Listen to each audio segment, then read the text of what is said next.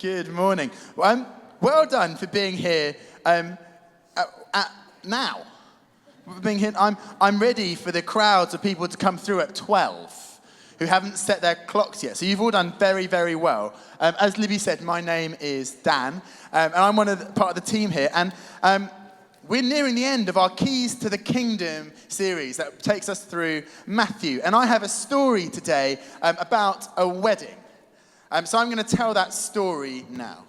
So Jesus spoke to them again in parables, that's stories, saying, "The kingdom of heaven is like a king who prepared a wedding banquet for his son.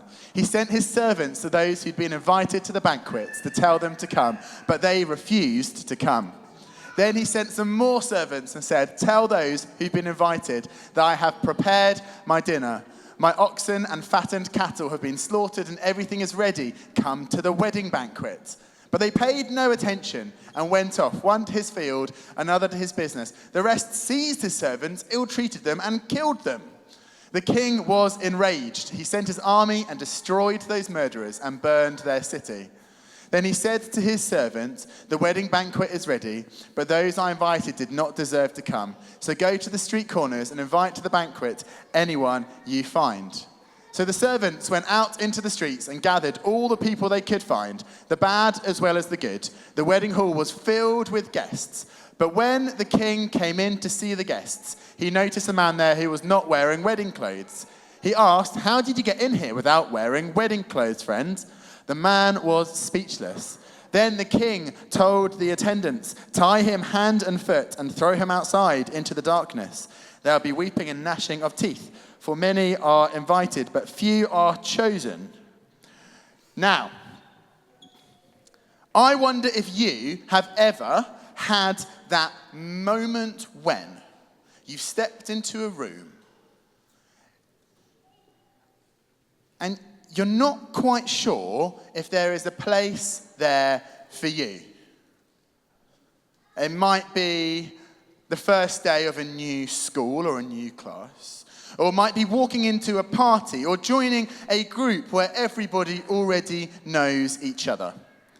And you pause and you look around and you're scanning and you're thinking one thing, is there a seat here for me? Is there a place here for me?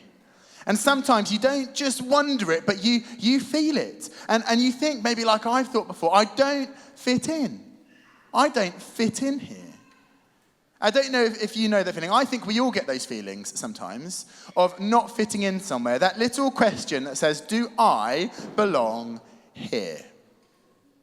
And we start to adjust ourselves, don't we? We start to think, can we change something about me? Can I improve something? Maybe we'll have a conversation and realize that what we normally bring to a conversation doesn't quite fit in here.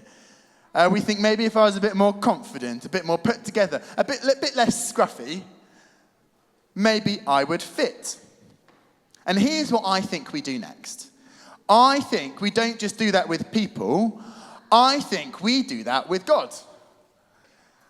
That we imagine God like that room, that he is watching us, waiting and thinking, come back when you've sorted yourself out, come back when you're a bit better, and come back when your life looks a little less scruffy and a bit more together. And so we hold back and we say, I'll come to God later when I've changed a bit.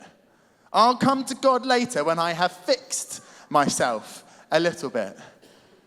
I'll come to God when I feel like I'm ready. And without even realizing it, we start to believe this lie, that I need to change before I approach God. But Jesus tells us in that story, and what he tells us completely changes that. That story we heard in our reading, saying the kingdom of heaven is like a king throwing a wedding banquet for his son. I was at a wedding yesterday on this stage. And weddings are the biggest celebrations you can imagine. Everything is ready. The table is set. The food is prepared. The room is waiting to be filled. And the king has sent out his invitations. But the people he invited did not turn up. They didn't come. Some are too busy. Some aren't interested at all. And some just carry on with their lives like it doesn't really matter.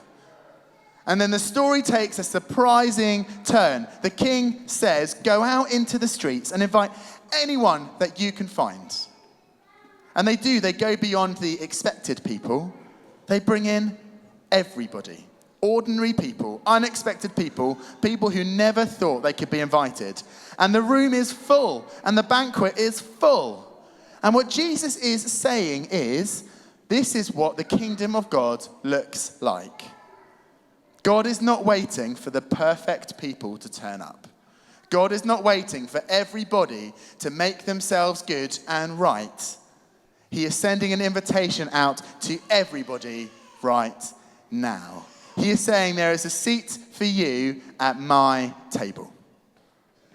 And I think this fits with the bigger story of the Bible. That God moves towards people before they have everything in their lives sorted.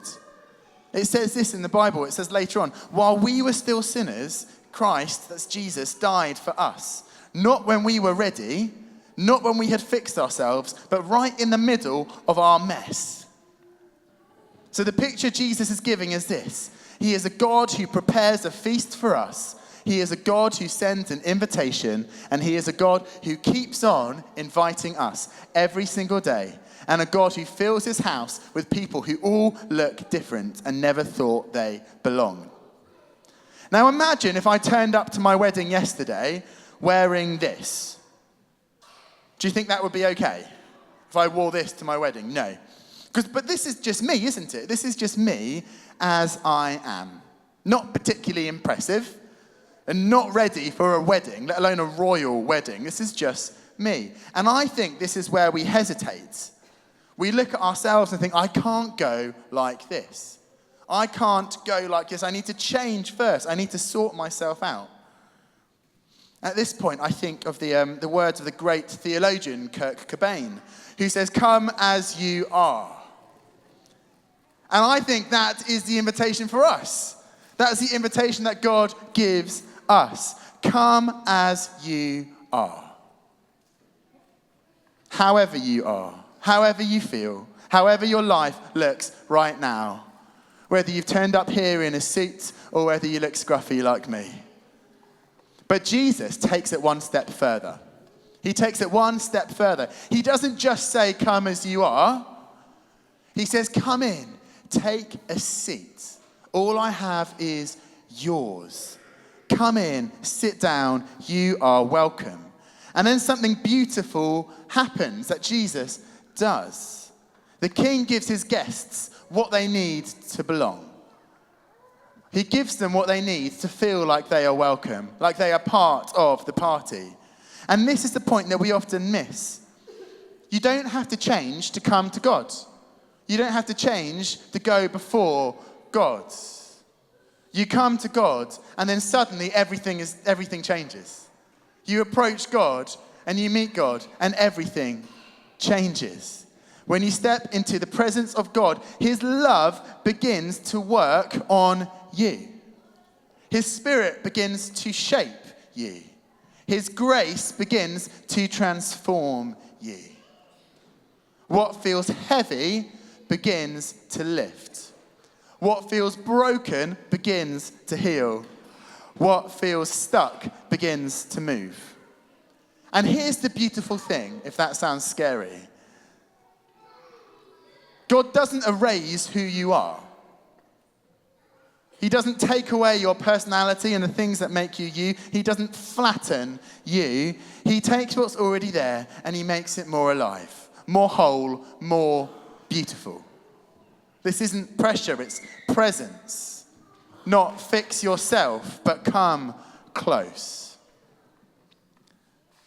So the invitation of Jesus is this.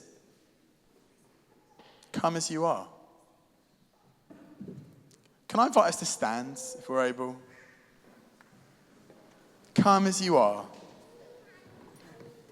Not later.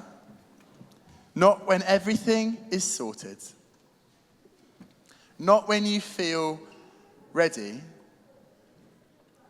But the invitation that he will keep on giving is for now.